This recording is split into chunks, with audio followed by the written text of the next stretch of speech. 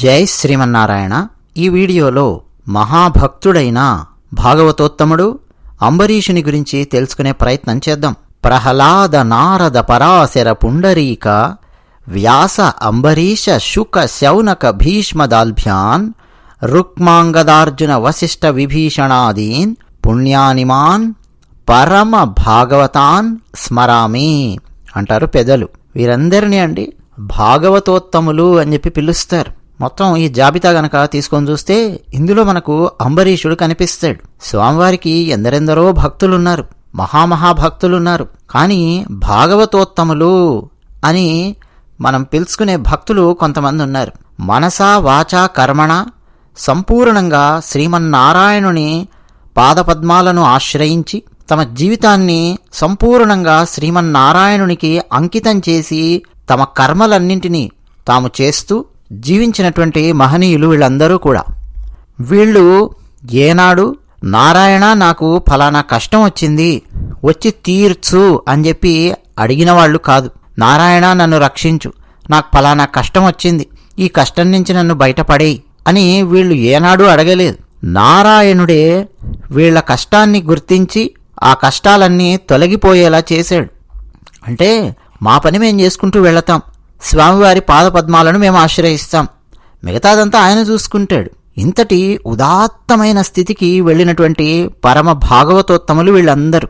అందులో అంబరీషుడు ఉన్నాడు. ఇంతెందుకండి, మనకు ఆది శంకరాచార్యుల వారు లక్ష్మీ నృసింహ కరావలంబ స్తోత్రం వారు రచించినప్పుడు అందులో ఒక శ్లోకంలో ప్రహ్లాద నారద పరాశర పుండరీక వ్యాసాంబరీష శుక శౌనక హృన్నివాస భక్తానురక్త పరిపాలన పారిజాత లక్ష్మీనృసింహ మమ దేహి కరావలంబం అంటారు శంకర భగవత్పాదుల వారు.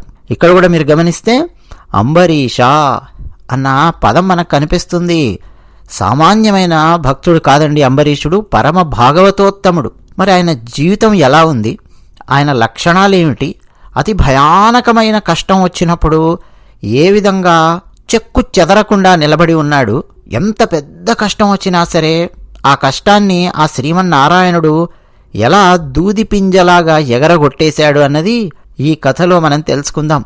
అంతేకాదు సుదర్శన చక్ర వైభవాన్ని కూడా మనం ఈ కథలో తెలుసుకోబోతూ ఉన్నాం. అయితే భాగవతంలో ఏదైనా సరే ఒక కథ ప్రారంభమయ్యేటప్పుడు పరీక్షిత్ మహారాజు శుకమహర్షిని ప్రశ్నించడం పరిప్రశ్న అంటాం. చాలా భక్తితో శ్రద్ధతో శుకమహర్షిని నమ్మి చక్కటి ప్రశ్నలు పరీక్షిత్ మహారాజు వేయడం, ఆ ప్రశ్నలకు సమాధానంగా ఒక కథను లేదా ఒక సంఘటనను శుకమహర్షి వివరించడం, ఇదంతా మనకు భాగవతంలో కనిపిస్తుంది. భాగవతం ఆధారంగానే మనం ఇప్పుడు అంబరీషోపాఖ్యానం తెలుసుకోబోతూ ఉన్నాం. అన్నట్టు ఈ వీడియో నచ్చితే వెంటనే ఒక లైక్ కొట్టండి. మీ అభిప్రాయాలు కామెంట్ సెక్షన్లో రాసి చక్కగా మాతో పంచుకుంటున్న వాళ్ళున్నారు, వాళ్ళందరికీ ప్రత్యేకమైన ధన్యవాదాలు చెప్తూ ఉన్నాం.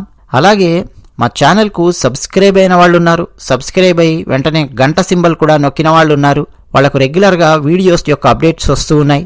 అలా సబ్స్క్రైబ్ అయిన వాళ్ళందరికీ కూడా ప్రత్యేకమైన కృతజ్ఞతలు చెప్పుకుంటూ ఉన్నాం. ఇక విషయం లోపలికి వెళితే పరీక్షిత్ మహారాజు ఏం ప్రశ్న వేశాడు, ఏ ప్రశ్నకు సమాధానంగా అంబరీషోపాఖ్యానం చెప్పాల్సి వచ్చింది అన్నది ముందుగా మనం తెలుసుకోవాలి. పరీక్షిత్తు మహారాజు వేసినటువంటి ప్రశ్న, భగవన్ శ్రోతుమిచ్చామి రాజర్షేస్తస్య ధీమతః న ప్రాభూద్యత్ర నిర్ముక్తో బ్రహ్మదండో దురత్యయః. ఇదనమాట వేదవ్యాసుల వారు రచించిన భాగవతంలో ఉన్నటువంటి ప్రశ్న. అయ్యా శుకమహర్షి, నేను ఒకరి గురించి వినాలనుకుంటూ ఉన్నాను, బ్రహ్మదండము కూడా ఏమీ చేయలేకపోయింది ఒక మహానుభావుణ్ణి, ఒక మహనీయుణ్ణి అని చెప్పి నేను విన్నాను. ఒక రాజర్షి ఉన్నాడు అని చెప్పి విన్నాను. మామూలుగా బ్రహ్మదండము ఉత్కృష్టమైనది కదా, బ్రహ్మదండం గనక ప్రయోగించారా ఎవరన్నా ఇక దానికి తిరుగులేదు అంటారు. అటువంటి బ్రహ్మదండాన్ని కూడా ఎదిరించి జయించి నిలబడ్డ మహనీయుడున్నాడు, ఆయన కథ తెలుసుకోవాలని కోరుకుంటున్నాను అని పరీక్షిత్ మహారాజు అడిగాడు. దానికి వెంటనే శుకమహర్షి, అంబరీషో మహాభాగః సప్తద్వీపవతీం మహీం అవ్యయాం చ శ్రియం లబ్ధ్వా విభవం చాతులం భువి అని మొదలుపెట్టాడు శుకమహర్షి. అంబరీషో మహాభాగ అంటే వెంటనే టక్కున సమాధానం చెప్పాడు. అంబరీషుడు ఉన్నాడయ్యా, బ్రహ్మదండాన్ని కూడా ఎదిరించి నిలబడ్డటువంటి మహనీయుడు అని మొదలుపెట్టాడు. ఇక్కడ బ్రహ్మదండాన్ని ఎదిరించడం ఏమిటండి? ఇది ప్రశ్న మనకు. పోతనామాచ్యుల వారు భాగవతాన్ని తెలుగులోకి అనువదించినప్పుడు ఇదే ప్రశ్న ఎలా అడిగిస్తారంటే, పరీక్షిత్ మహారాజు గారి చేత అనువాదంలో ఎలా ఉంటుందంటే, బ్రాహ్మణులు పెట్టే శాపము ఎంతటి వారైనా సరే తప్పించుకోలేరు అంటారు కదా, బ్రాహ్మణ శాపాన్ని ఎవరు దాటలేరు అంటారు కదా, అటువంటి బ్రాహ్మణ శాపాన్ని కూడా ఎలా తప్పించుకోగలిగాడు అంబరీషుడు అని ప్రశ్న వేస్తాడు పరీక్షిత్తు. దానికి సమాధానంగా ఇక శుకమహర్షి మొదలు పెడతాడు. మహానుభావుడైనటువంటి అంబరీషుడున్నాడు, సప్త ద్వీపములతో ఆవరించి ఉన్న ఈ విశాలమైన భూమండలాన్ని పరిపాలిస్తూ ఉన్నాడు అని చెప్పి మొదలు పెడతాడు. అయితే అండి, ఇక్కడ బ్రహ్మదండము అంటే ఏమిటి, బ్రాహ్మణ శాపం అంటే ఏమిటి? ఒకసారి కనుక మనం ఆలోచిస్తే, పిల్లలు తప్పు చేస్తే పెద్దలు సవరిస్తారు. నాయనా అది తప్పు, ఇలా చేయకు, అలా చేయి చెప్తారు. మరి పెద్దలే తప్పు చేస్తే అండి, పెద్దలైనా ఎవరైనా మనుషులే కదా, చాలామంది మేము చాలా పెద్దవాళ్లము అని చెప్పి అనుకుంటూ ఉంటారు. వయసు రాగానే పెద్దరికం రాదు కదండి, జ్ఞానంతో పెద్దరికం వస్తుంది. సమాజం ఏ విధంగా వెళుతున్నది, ఏ కోణంలో విషయాలను మనం చూడాలి, రకరకాల కోణాలలో పరిస్థితులను విశ్లేషించుకోవడం, తప్పొప్పులు ఏ విధంగా జరుగుతూ ఉన్నాయి, కాలానుగుణంగా ఏ విధంగా రకరకాల విషయాలు మారుతూ ఉంటాయి, ధర్మాన్ని తప్పకుండా ఏ విధంగా కాలానికి గౌరవాన్నిచ్చి ముందుకు సాగాలి, ఇవన్నీ అర్థం చేసుకోవడంలో చాలా సందర్భాలలో పెద్దలు విఫలమవుతూ ఉంటారు. అక్కడే చాలా ఇళ్లలో కూడా సమస్యలు వస్తూ ఉంటాయి. జనరేషన్ గ్యాప్ అని చెప్పి అంటూ ఉంటాం కదా. జనరేషన్ గ్యాప్ అంటే ఏమీ లేదండి, ఇటువంటి సమస్యలు వస్తూ ఉంటాయి. పిల్లలు తప్పు చేస్తే వెంటనే చెప్తారు, కనీసం పెద్దలు బాధ్యతాయుతంగా చెప్పగలిగే అవకాశం అన్నా ఉంటుంది. పిల్లలు వింటారా వినరా అన్నది తర్వాత విషయం, కానీ చెప్పగలిగే హక్కు అయితే ఉంటుంది కదా, పెద్దలకు హక్కు ఉంది. మరి పెద్దలు తప్పు చేస్తే ఎవరికి హక్కు ఉంటుంది? గురువుకు హక్కు ఉంటుంది. వారికి కనుక నిజంగా ఒక చక్కటి గురువు ఉంటే గురువు చెప్తాడు, నాయన అది కాదు, ఈ విధంగా చెయ్యి అని చెప్పి గురువు చెప్తాడు. ఊళ్ళల్లో గనక మనం గమనిస్తే ఒకప్పటి నుంచి బ్రాహ్మణులు ఉండేవారు, బ్రహ్మజ్ఞానం కలిగి ఉండేవారు, అనుష్ఠానం చేసేవారు, జ్ఞానం ఉండేది, ధర్మం ఏమిటో వారికి తెలుసు, కాలం ఎలా మారుతుందో వారికి తెలుసు, చక్కగా ధర్మాధర్మాలు విడమర్చి చెప్తూ ఉండేవారు బ్రాహ్మణులు. ఇప్పటి కాలంలో గనక మనం మాట్లాడితే గురువు అందం.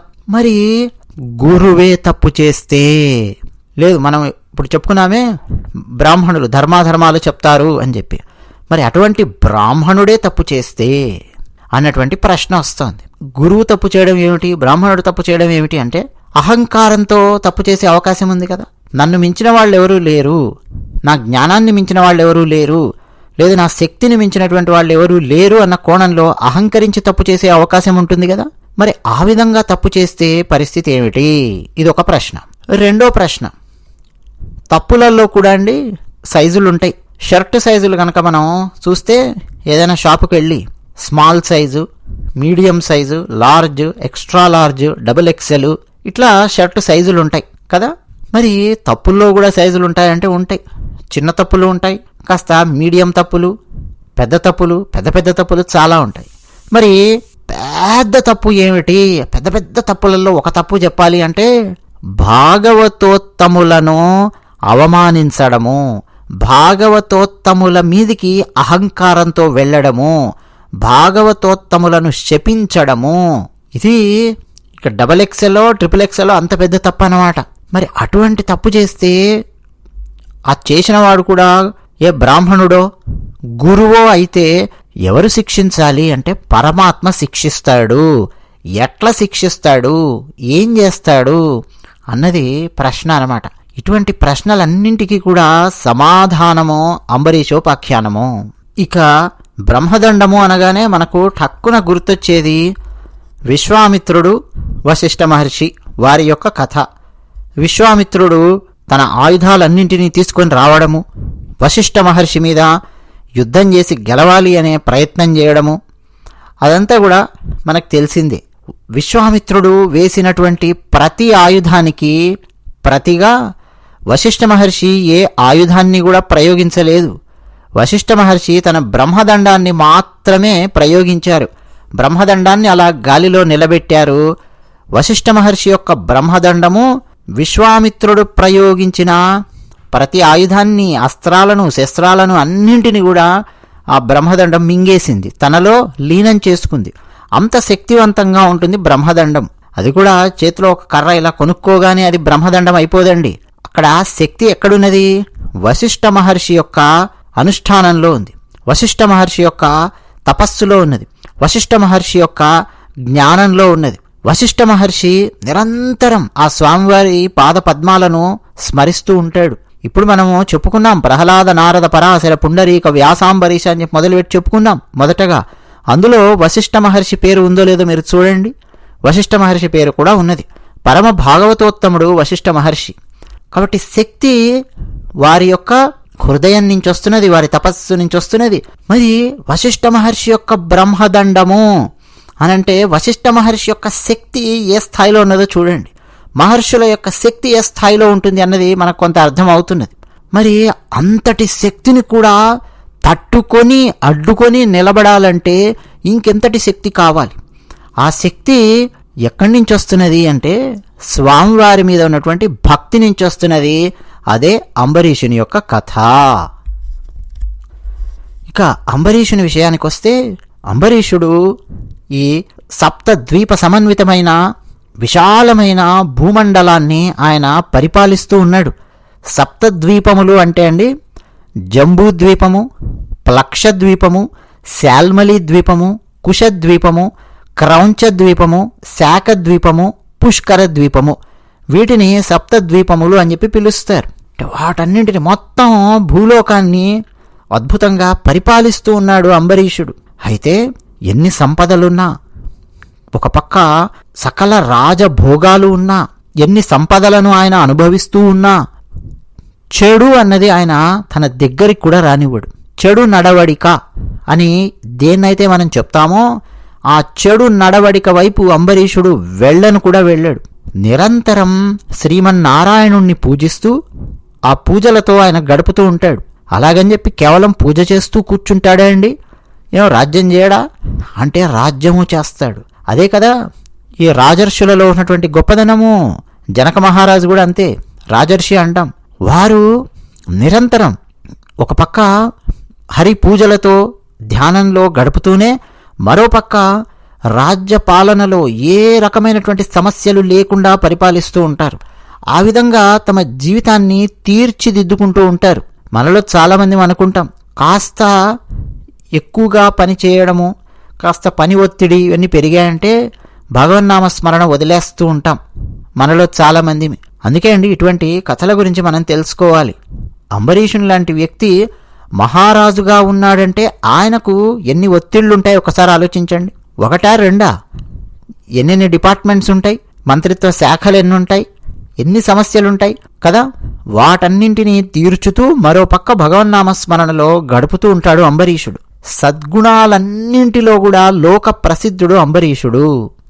ఎలా ఉంటాడయ్యా అంటే పోతనామాచ్యుల వారు చెప్తారు, చిత్తంబు మధురిపు శ్రీపాదములయంద, పలుకులు హరి గుణ పఠనమంద, కరములు విష్ణు మందిర మార్జనములంద, శ్రవములు హరికథా శ్రవణమంద, చూపులు గోవింద రూప వీక్షణమంద, శిరము కేశవ నమస్కృతులయంద, పదములీశ్వర గేహ పరిసర్పణములంద, కామంబు చక్రి కైంకర్యమంద, సంగము అచ్యుత జన తను సంగమంద, ఘ్రాణమసురారి భక్తాంగ్రి కమలమంద, రసన తులసీ దళములంద, రతులు పుణ్య సంగతులయంద, ఆ రాజచంద్రమునకు అంటారు ఒక సీసభజ్యంలో పోతనామాచ్యుల వారు.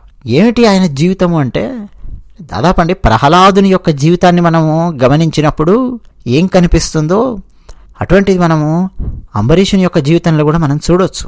ఏం చేస్తాడయ్యా నిరంతరము అంటే ఆయన మనస్సు మధురిపు పాదముల మీద అన్నాడు.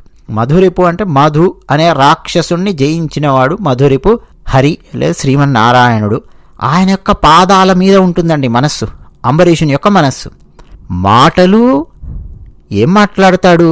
హరి గుణాలను, హరి గుణగణాలను సంకీర్తనల రూపంలో కీర్తిస్తూ ఉంటాడు. నిరంతరం హరిని కీర్తించడమే ఆయన మాటలు. ఏదైనా సరే ఒక మాట మాట్లాడినా హరి నారాయణ అనుకోకుండా ఆయన మాట్లాడలేడు. మరి చేతులు ఏం చేస్తాయండి అంటే మార్జనములయందా అన్నాడు. మార్జనము అంటే శుభ్రపరచడము అని చెప్పి అర్థం. ఏం శుభ్రపరుస్తాడు? విష్ణు ఆలయాలకు వెళతాడు, ఆ ఆలయాలను శుభ్రపరుస్తూ ఉంటాడు. ఆలయాలను శుభ్రపరచడం అన్నదండి చాలా చాలా గొప్ప విషయం. మీరు కొన్ని సినిమాలలో కూడా మీరు చూడవచ్చు. మన కళా తపస్వి కె విశ్వనాథ్ గారు తీసినటువంటి సినిమా స్వాతిముత్యం సినిమాలో కె విశ్వనాథ్ గారు పెడతారు ఒక సంఘటన, మీరు చూడవచ్చు. ఆమె హీరోయిన్ ఉంటుంది చూడండి, ఆమె విధవగా ఉంటుంది, జీవితంలో కష్టాలుంటాయి. ఈ హీరో అమాయకత్వంతో ఉంటాడు కదా, హీరో చెబుతాడు, ఇదిగో ఇట్లా దేవాలయంలో ఉన్నటువంటి ఈ మెట్లు అన్నీ కూడా కడిగితే మంచిది, జీవితానికి మంచిది అని చెప్పి చెప్తాడు. ఆ హీరోకు అతని నాయనమ్మ చెప్తుంది, ఆ నిర్మలమ్మ పాత్ర. మీలో ఎంతమందికి గుర్తుందో లేదో నాకు తెలియదు. దేవాలయాలను శుభ్రపరచడము అన్నది చాలా చాలా కీలకమైన విషయంగా అందులో చూపిస్తారు. అసలు ఈ దేవాలయాలను శుభ్రపరచాలి, దేవాలయాన్ని చాలా బాగా చూసుకోవాలి, దేవాలయాలను శుభ్రపరచడం వల్ల కూడా పరమాత్మ సంతోషిస్తాడు అన్నది మనకు రామానుజాచార్యుల వారు రచించిన భాష్యంలో కనిపిస్తుంది. శ్రీభాష్యంలో కాదు, భగవద్గీత మీద రామానుజాచార్యుల వారు రచించినటువంటి భాష్యములో, ముఖ్యంగా భగవద్గీతలో ఉన్న భక్తి యోగం 12వ అధ్యాయానికి వారు రాసినటువంటి భాష్యంలో మనకు స్పష్టంగా కనిపిస్తుంది. భక్తి యోగంలో భక్తి అంటే ఏం చేయాలి, ఏంటి భక్తి అంటే ఏమిటి, ఏమి చేయాలి అన్నటువంటి దానికి వారి సమాధానం రాస్తూ అందులో అక్కడ మార్జన అన్నది రాశారు. స్వామివారి ఆలయాన్ని శుభ్రం చేయండి, స్వామివారి కోసం చక్కగా పుష్పాలు పెంచండి, పుష్పాలు తీసుకొచ్చి స్వామివారికి సమర్పించండి, ఇవన్నీ కూడా స్వామివారి సేవలో భాగమే రామానుజుల వారు రాశారు. అంతే అండి. అంబరీషుడు ఆలయాలను శుభ్రం చేస్తూ ఉంటాడు, ఆయన చేతులు అందుకు ఉపయోగిస్తాడండి. అలాగే చెవులు మరి దేనికి? ఇప్పుడు మీరు ఏం చేస్తున్నారండి? విష్ణు కథ మీరు వింటూ ఉన్నారు. అలాగే అంబరీషుని కథ అంటే విష్ణు కథ మీరు విన్నట్టే.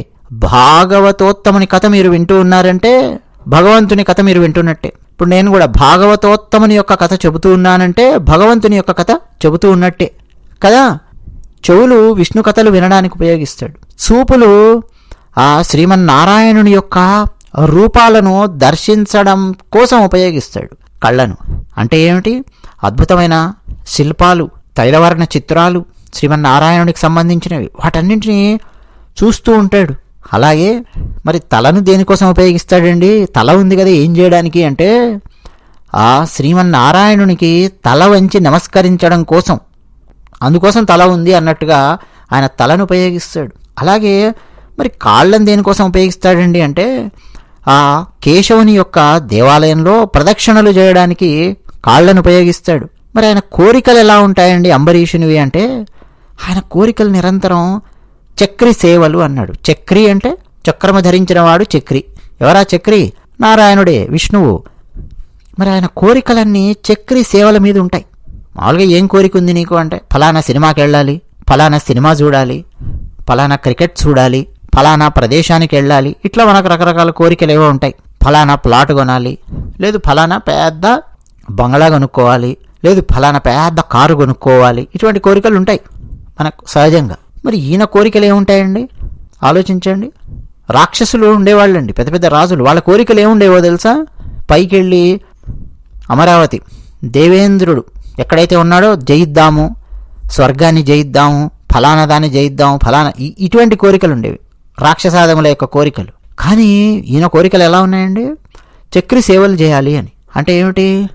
ఫలానా దేవాలయంలో బ్రహ్మోత్సవాలు చేయిద్దామా, లేదు ఫలానా చోటికెళ్ళి అక్కడేదో దేవాలయం కాస్త పాతబడి ఉన్నట్టుంది, దాన్ని శుభ్రం చేసి మరమ్మతులు చేయిద్దామా, అరే ఎండాకాలం వచ్చింది, ఆనందంగా శ్రీమన్నారాయణుణ్ణి ఆ లక్ష్మీ అమ్మవారిని పల్లకీలో పెట్టి ఊరేగిద్దామా, భజనలు చేయిద్దామా, ఇవే ఆలోచనలు. ఆయన కోరికలన్నీ ఇవే అన్నమాట. అలాగే ఎవరితో ఆయన ఫ్రెండ్షిప్ చేస్తాడు, సాంగత్యం ఎవరితో ఉంటుంది అంటే హరిభక్తులతో మాత్రమే ఆయన సాంగత్యం ఉంటుంది. హరిని ద్వేషించే వారిని, అటువంటి వారిని ఆయన దగ్గరికి కూడా రానివ్వడు. అటువంటి వారిని దగ్గరికి రానిస్తే అటువంటి వారు ఏం చేస్తారండి? 6 నెలల్లో వీరు వారవుతారు, వారు వీరవుతారు అన్నటువంటి సామెత ప్రకారము నీచులు, దుర్మార్గులు మంచివారిని పాడు చేసే అవకాశాలు చాలా ఎక్కువగా ఉంటాయి. ఆయన సాంగత్యము, ఆయన స్నేహము హరిభక్తులతో ఉంటుంది.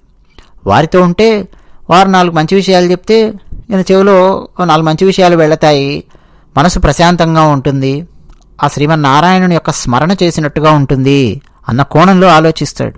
మనం కులశేఖర ఆళ్వార్ చరితము చెప్పుకుందాం. అక్కడ కూడా మీరు గమనించవచ్చు, కులశేఖర ఆళ్వార్ ఈ అంబరీషుణ్ణి ఎంతమంది ఒక ఇన్స్పిరేషన్గా తీసుకున్నారో అని చెప్పి మనకు అనిపిస్తుంది. ఆ కులశేఖర ఆళ్వారు కూడా భక్తులతో మాత్రమే ఆయన స్నేహం ఉంటుంది, నిరంతరం భక్తులతోనే ఆయన మాట్లాడడం, తిరగడం, అదే అన్నమాట ఆయన పని.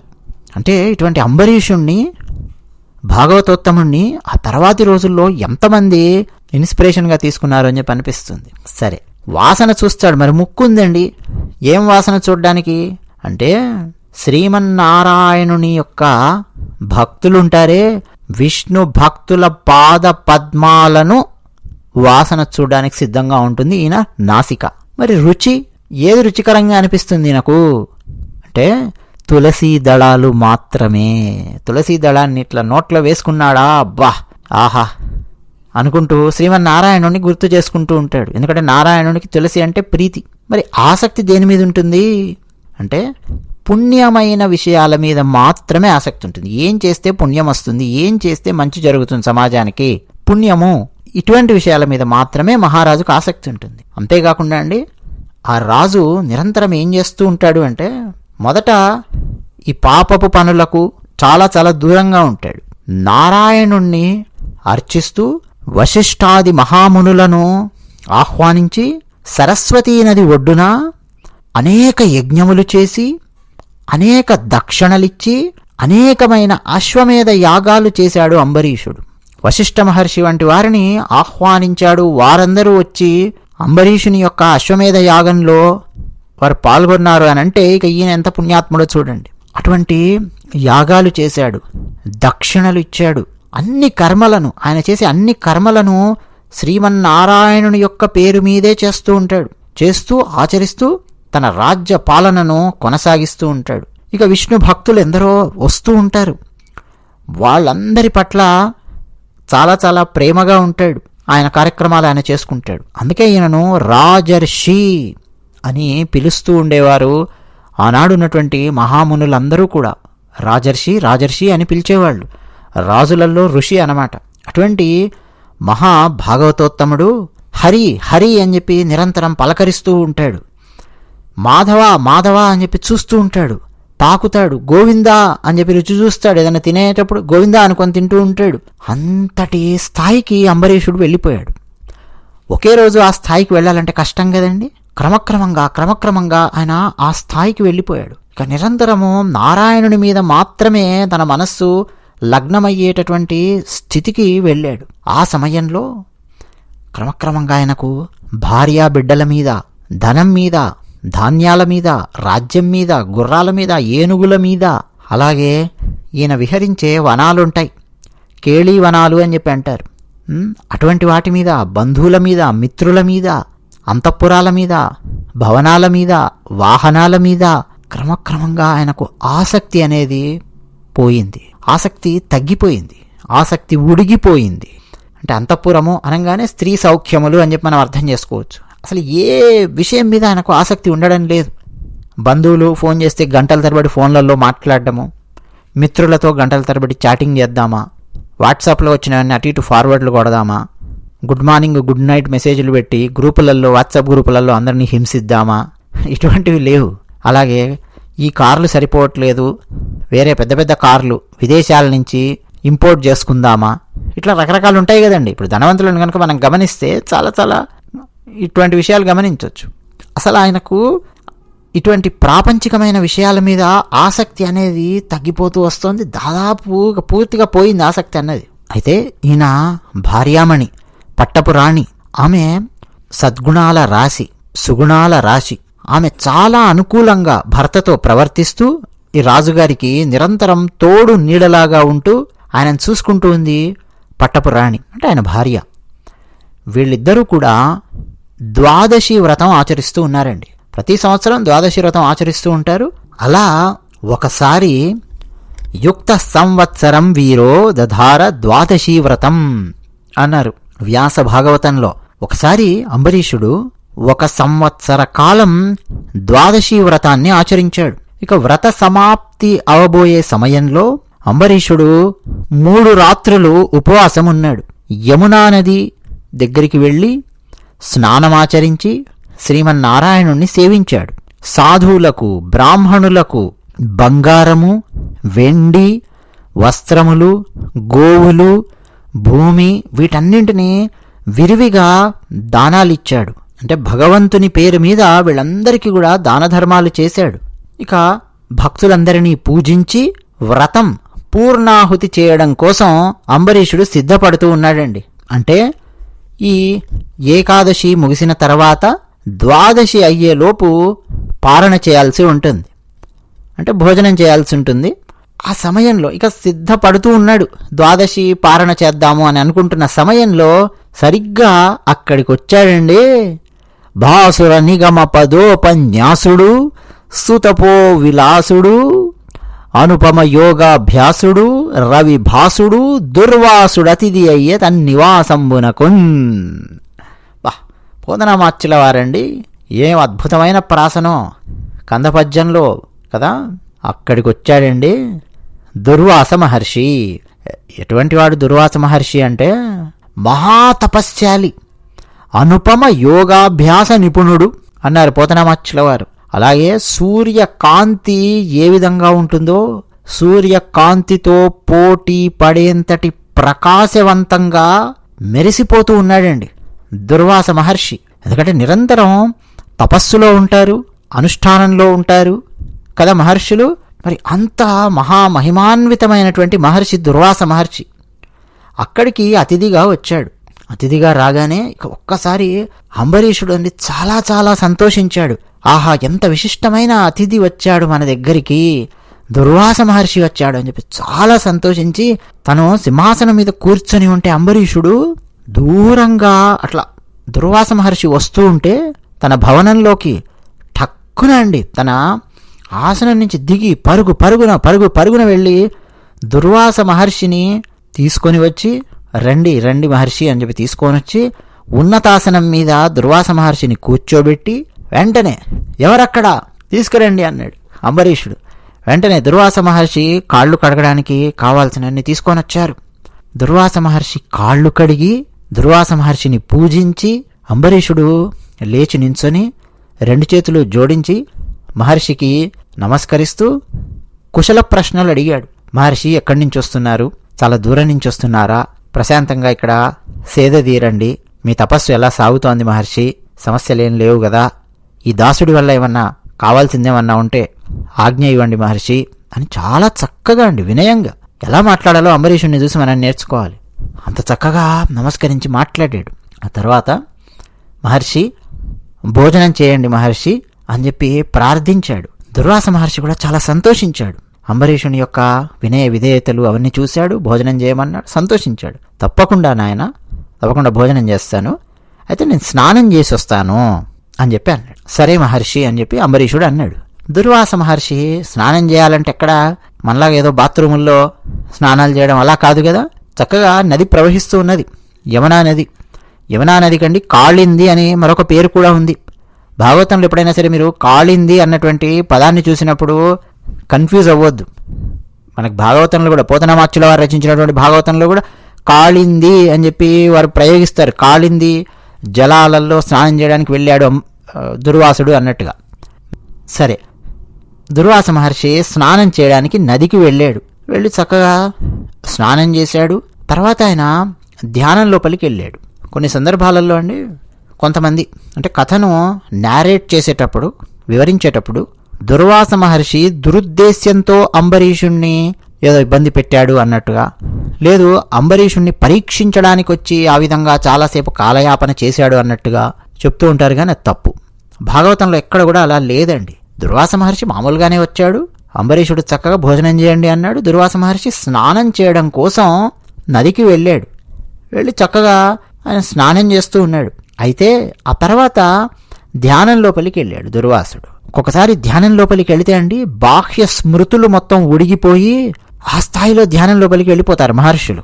అట్లా ధ్యానమగ్నుడైపోయాడు. ఇక కాలం గురించి వాళ్ళకి ఇక పట్టింపు ఉండదు మహర్షులకు.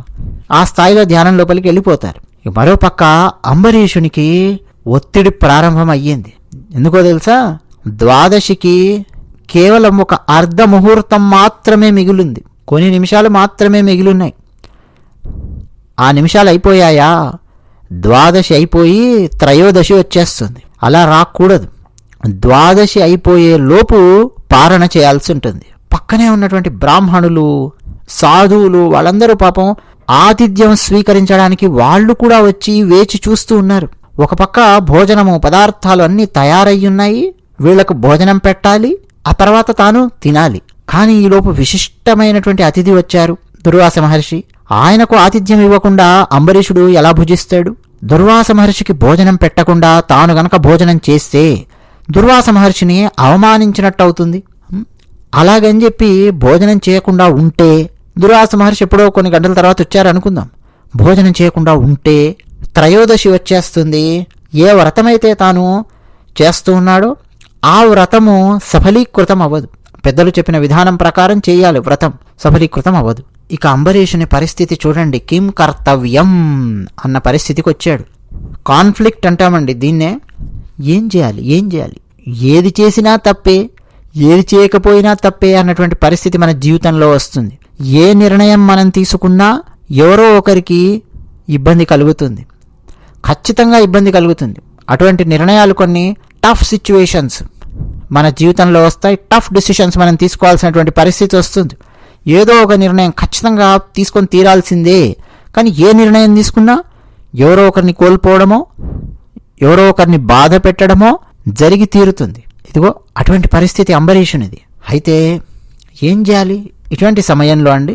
పెద్దలను కనుక మనం అడిగామనుకోండి, అయ్యా ఏమి చేయవలెను, మనం ఎవరినైతే పెద్దలుగా భావిస్తూ ఉన్నామో, లేదు మనం ఎవరినైతే గురువులుగా భావిస్తూ ఉన్నామో వారిని గనక మనం అడిగామంటే ఇటువంటి సమయంలో నేనేం చేయాలి అని గనక అడిగితే గురువులు లేదా పెద్దలు ఏదో ఒక మార్గాన్ని ఉపదేశిస్తారు.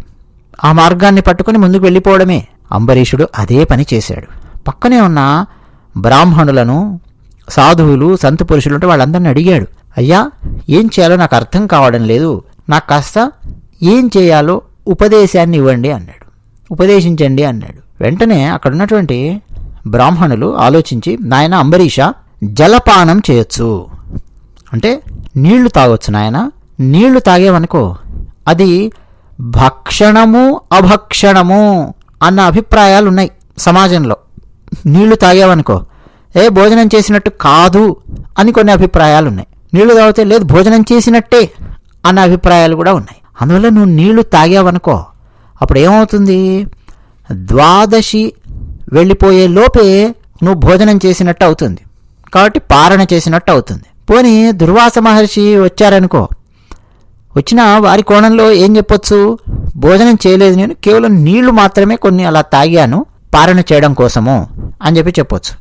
కాబట్టి నీరు తాగడం అన్నది పారణ కోసం. భక్షణము అభక్షణము అన్నటువంటి రెండు రకాల అభిప్రాయాలు ఉన్నాయి సమాజంలో. అందువల్ల నీళ్లు మాత్రం తాగునాయనా అని చెప్పి అక్కడున్న బ్రాహ్మణులు చెప్పారు.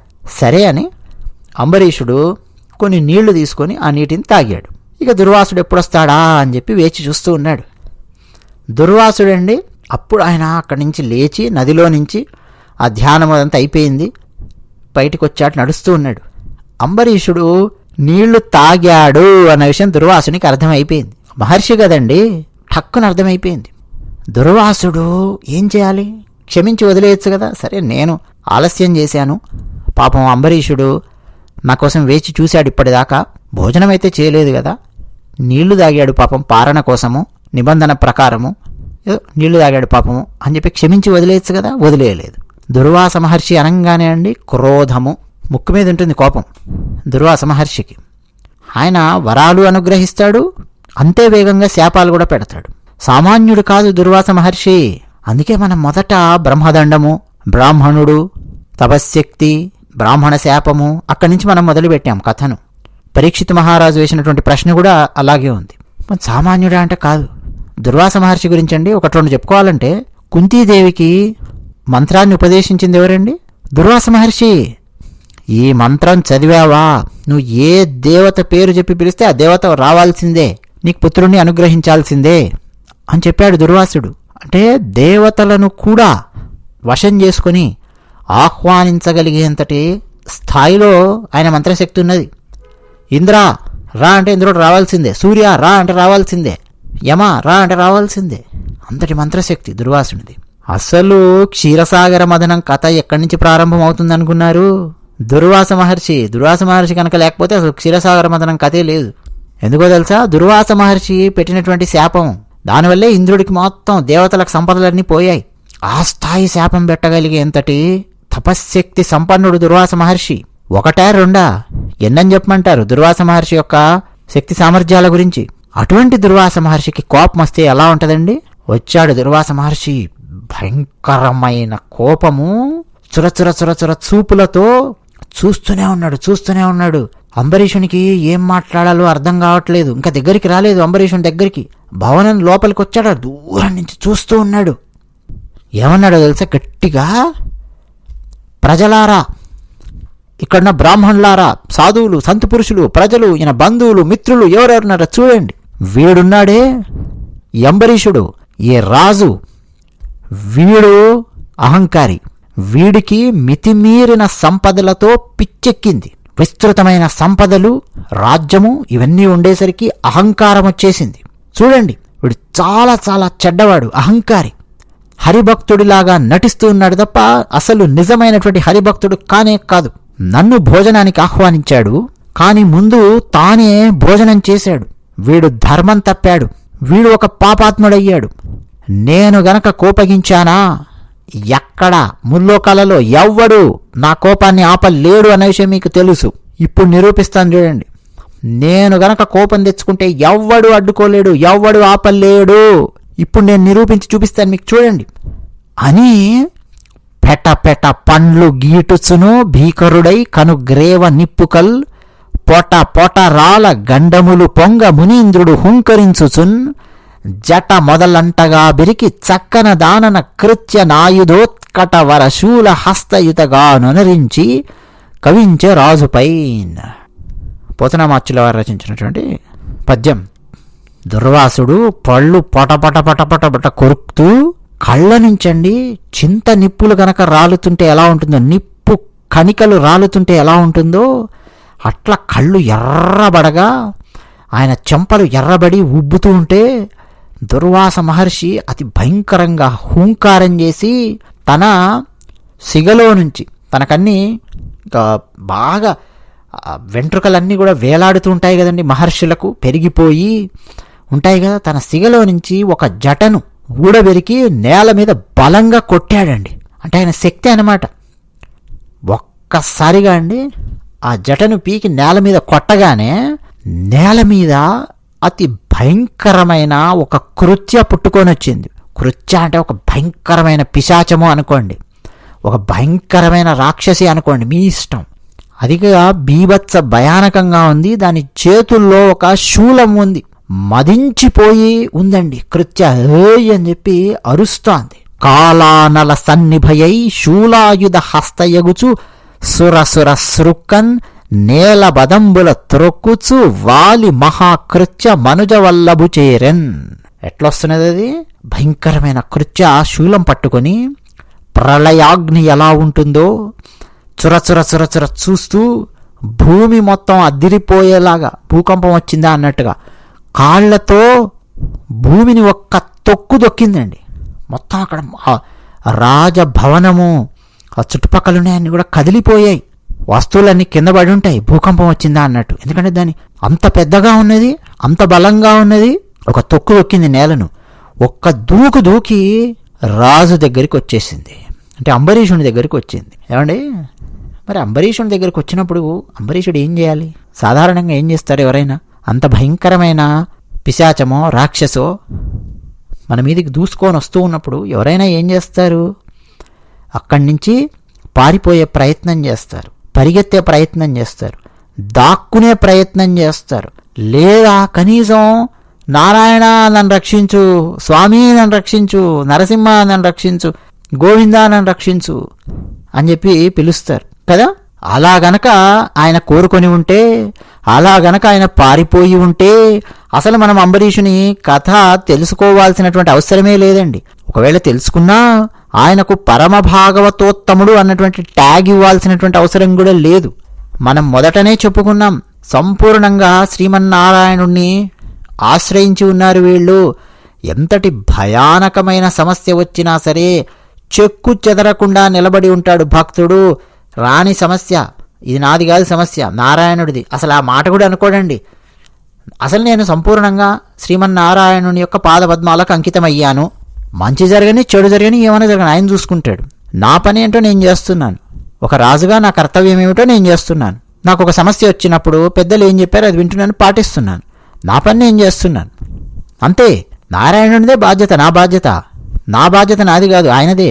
ఆయన చూసుకుంటాడు, నాకెందుకు అన్నట్టుగా చెక్కు చెదరకుండా ఉన్నాడండి అంబరీషుడు. అసలు నిలబడ్డాడు అక్కడ అంతే, పరిగెత్తలేదు, పారిపోలేదు. నారాయణ నన్ను రక్షించు. మనం ఒక్కోసారి బాధలు అరుస్తాం, అదేం తప్పు కాదు. ఒక సామాన్యమైన భక్తులము నారాయణ గోవింద రక్షించు అరుస్తాం మనం.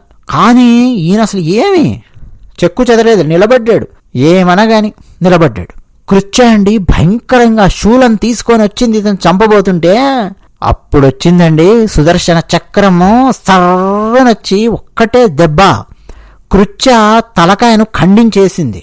కృత్య తల కింద పడే లోపు సుదర్శన చక్రం నుంచి అతి భయంకరమైన కిరణాలు వెలువడి కృత్యను అక్కడే నిట్ట నిలువున కాల్చి భస్మం చేసి పారేశాయి. ఫ్రాక్షన్ ఆఫ్ సెకండ్ అంటామే అలా దూసుకొచ్చింది సుదర్శన చక్రం.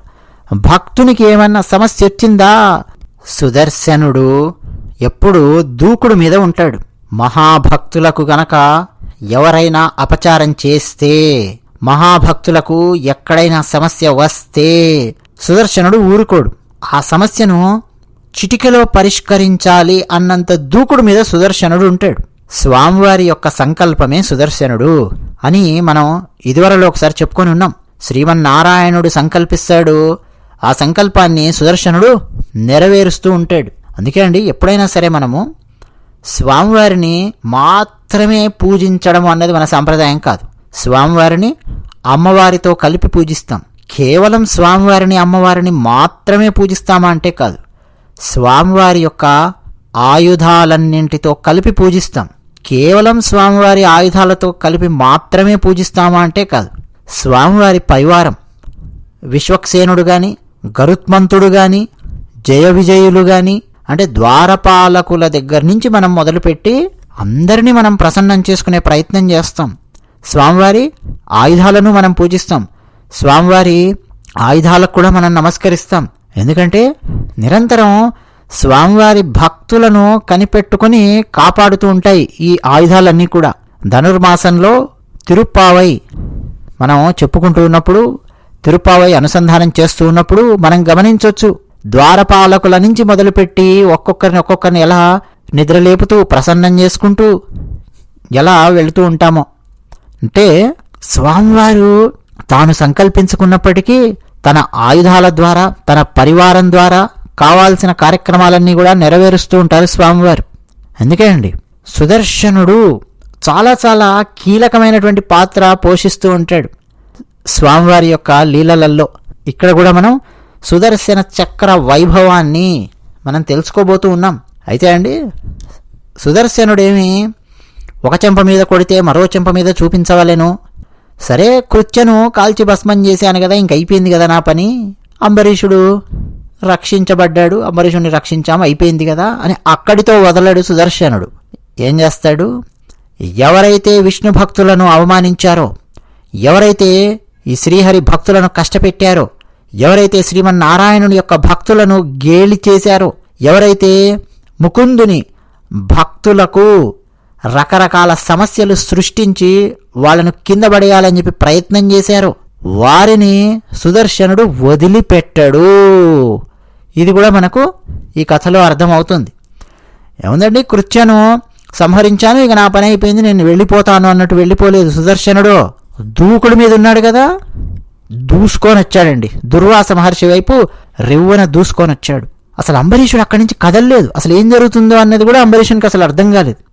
దూసుకొని సుదర్శనుడు దుర్వాస మహర్షి వైపు వెళుతూ ఉంటే చండ ప్రచండమైన ఆ వేడి, సుదర్శన చక్రం నుంచి వెలువడుతున్నటువంటి ఆ వేడి భరించలేక మరోపక్క వామ్మో సుదర్శనుడు చాలా దూకుడు మీద ఉన్నాడు, ఏం చేస్తాడో తెలీదు, నా తపశ్శక్తి, నా దగ్గరున్న శక్తియుక్తులు ఏమీ పనిచేయవు సుదర్శనుని ముందు, నేనిక్కడ ఆగానా, నా తల ఎగిరిపోయేలా ఉంది అని దుర్వాసుడు వెంటనే పలాయనం చిత్తగించాడు. పరిగెత్తడం మొదలుపెట్టాడండి దుర్వాసుడు. ఇక ఒక్క దగ్గర కూడా నిలబడకుండా, నిలబడ్డానా నా పని అయిపోయినట్టే అని పరిగెత్తుతూ ఉన్నాడు. ఎందుకంటే సుదర్శనునికి తృప్తి లేదు, కేవలం కృత్యను కాల్చేశాను కదా అని చెప్పి తృప్తి లేదు. దుర్వాసుని వెంట పడ్డాడు సుదర్శనుడు, సుదర్శన చక్రం. ఇక ఈ దెబ్బకు దుర్వాసుడు పరిగెత్తి పరిగెత్తి పరిగెత్తి మేరు పర్వతానికి ఉన్నటువంటి ఒక పెద్ద గుహలోపలికి వెళ్ళిపోయాడు. గుహలోపలికి రాలేడు కదా అనుకున్నాడేమో, వెళ్ళిపోయాడు. కానీ సుదర్శనుడండి వదిలిపెట్టలేదు గుహను. ఆ గుహకు అడ్డంగా ఉన్న రాళ్ళు గిళ్ళు ఉంటే కూడా వాటన్నింటిని చీల్చుకొని దూసుకొని గుహ లోపలికి వెళ్ళిపోయాడు. వామ్మో గుహ లోపలికి వచ్చేసాడు అని చెప్పి అక్కడి నుంచి ఇలా కాదు అని మళ్ళీ మామూలు నేల మీద పరిగెత్తడం మొదలుపెట్టాడు. భూమి మీద పరిగెత్తుతూ ఉంటే వెనక నుంచి సుదర్శనుడు దూసుకొస్తున్నాడు. వామ్మో ఇదేదో తేడాగా ఉంది అని చెప్పి, అంటే నా పని అయిపోయేలా ఉంది అని దుర్వాసుడు తన యొక్క శక్తిని ఉపయోగించి సముద్రం లోపలికి వెళ్ళిపోయి సముద్రంలో దూకి లోపలికి వెళ్ళిపోయాడు. సముద్రంలో సుదర్శనుడు చండ ప్రచండమైన వేగంతో సముద్ర జలాలను చీల్చుకుంటూ సముద్రం లోపలికి వెళ్ళిపోయాడు సుదర్శనుడు. అమ్మో సముద్రం లోపలికి కూడా సుదర్శన చక్రం వచ్చేసింది. ఇలా కాదు, నేను ఆకాశానికి వెళ్ళిపోతాను అని దుర్వాసుడు తన శక్తి సామర్థ్యాలన్నింటినీ ఉపయోగించి ఆకాశం లోపలికి అలా ఎగురుతూ ఆకాశం లోపలికి వెళ్ళిపోతున్నాడు దుర్వాసుడు. అయితే సుదర్శన చక్రం వదిలిపెట్టలేదు. ప్రచండ వేగంతో ఆకాశం లోపలికి దుర్వాసుని వెంటబడి దూసుకొని వస్తోంది సుదర్శన చక్రం. కాసేపు తూర్పు వైపు వెళ్ళాడు, తూర్పు వైపు వస్తున్నాడు. పడమర వైపు వెళ్ళాడు, పడమర వైపు వస్తున్నాడు. పడమర అంటే ప్రస్తుతం అమెరికా వైపు వెళ్ళాడు. అమెరికా వెళ్ళినా వస్తున్నాడు. వీసా అక్కర్లేదు కదా, దుర్వాస మహర్షికే వీసా అక్కర్లేనప్పుడు ఇక సుదర్శనునికి ఏం వీసా? ఏ లోకానికైనా ఆయన వెళ్ళగలడు. అంటార్కిటికా వెళ్తే అంటార్కిటికా వెళ్తున్నాడు, ఆర్కిటిక్ వెళ్తే ఆర్కిటిక్ వెళ్తున్నాడు, హిమాలయాల లోపలికి వెళ్తే హిమాలయాలకు వెళ్తూ ఉన్నాడు, బంగాళాఖాతం లోపలి దూరితే బంగాళాఖాతం లోపలికి వెళ్తూ ఉన్నాడు. ఎటు పోయినా రాజస్థాన్ ఎడారుల్లోకి వెళ్ళి దక్కుంటే ఎడారుల్లోకి వస్తున్నాడు. ఎటు వెళ్ళినా అండి తూర్పు లేదు, పడమర లేదు, ఉత్తరం లేదు, దక్షిణం లేదు, ఈశాన్యం లేదు, నైరుతి లేదు, ఎక్కడికి వెళ్ళినా అక్కడికి వస్తున్నాడు సుదర్శనుడు. అయితే దుర్వాసుడు అలసిపోయి హమా హమా అని ఒక చోట ఆ దమ్ము తీసుకుంటూ ఆగాడు. సుదర్శనుడు దగ్గరికి రాలేదు. ఇట్లా రివ్వరివ్వన శబ్దం చేస్తూనే ఆయన చుట్టూ అలా చక్కర్లు కొడుతూ సుదర్శన చక్రం కూడా కాస్త దూరంలోనే ఆగి ఉంది. తను పరిగెత్తితే సుదర్శనుడు తన వెంటబడి తరుముతూ ఉన్నాడు, తను ఆగితే ఆగుతూ ఉన్నాడు. కానీ ఆగినంత మాత్రాన సమస్య ఏమీ లేదా అంటే ఆ సుదర్శనుని నుంచి వెలువడుతున్న చండ ప్రచండమైన వేడి దుర్వాసుడు తట్టుకోలేకపోతున్నాడు. అందువల్ల ఎక్కువసేపు ఆగలేడు. ఇక అటు ఇటు అటు ఇటు ఎంత పరిగెత్తినా కానీ సుదర్శన చక్రం వదిలిపెట్టడం లేదు. ఇక ఏ లోకానికి వెళదాం అబ్బా అని చెప్పి మామూలుగా సర్పాలు ఉండేటటువంటి లోకం పాతాళం వెళితే ఆ పాతాళానికి వస్తున్నది, గంధర్వులు ఉండే లోకానికి వెళ్తే గంధర్వ లోకానికి వస్తున్నది సుదర్శన చక్రం. అడ్డేమిటి సుదర్శనునికి? ఎక్కడికి వెళ్ళినా అక్కడికి వస్తున్నది.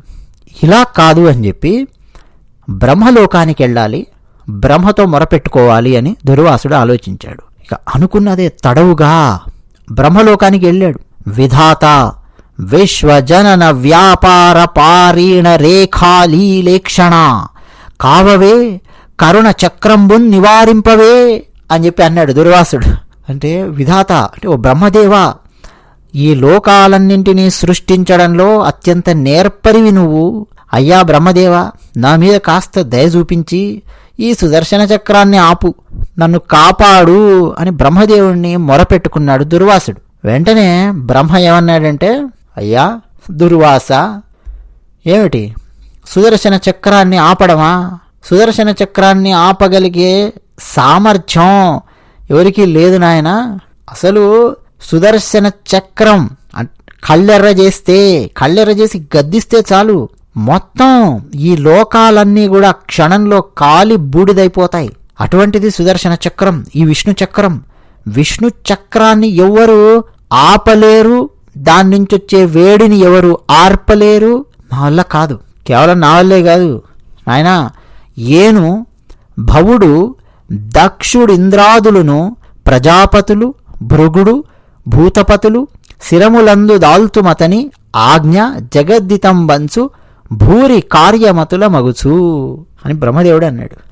అంటే నేను మాత్రమే కాదు నాయన, భవుడు అంటే ఎవరండి? పరమశివుడు, దక్షుడు, ఇంద్రుడు, అలాగే ఇంద్రాది దేవతలు, ఇతర దేవతలు, ప్రజాపతులు, భృగు మహర్షి, భూతపతులు అందరూ కూడా ఆ శ్రీమన్నారాయణుని యొక్క ఆజ్ఞను మేము శిరసావహిస్తాము, ఆయన ఆజ్ఞకు లోబడి ఉంటాము, అదే అన్ని లోకాలకు మంచిది అని చెప్పి మేము అనుకుంటూ ఉంటాము.